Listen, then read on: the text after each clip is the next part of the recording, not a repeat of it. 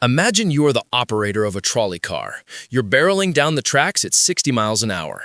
Suddenly, you see 5 workers ahead on the track, tools in hand. You slam on the brakes, but they fail. You feel a wave of panic because you know, with absolute certainty, that if you crash into these 5 men, they will all die. But then, you spot a side track off to the right. At the end of that spur, there is only 1 worker. Your steering is functional. You have a choice.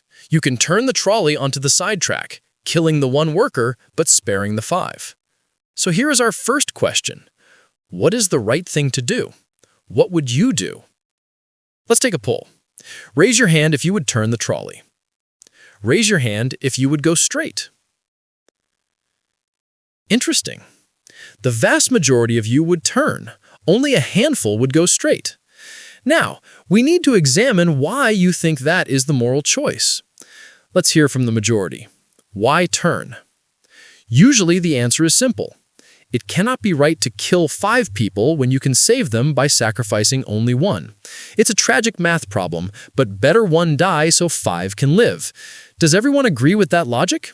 It's similar to how we view tragic heroes who sacrifice themselves or make hard calls to minimize casualties, like the decision to down a plane to save a building.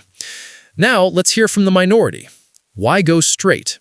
Some argue that actively turning is an act of playing God.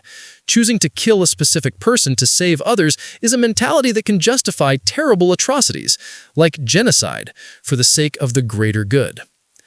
Let's test the majority's principle, that it's better for 1 to die so 5 can live, with another scenario.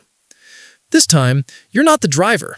You're an onlooker standing on a bridge overlooking the track. The trolley is coming.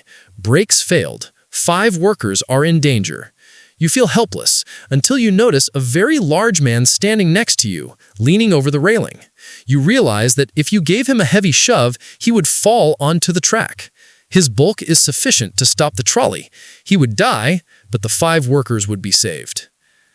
How many of you would push the man? Raise your hands. Almost no one. But here is the obvious question. What happened to your principle?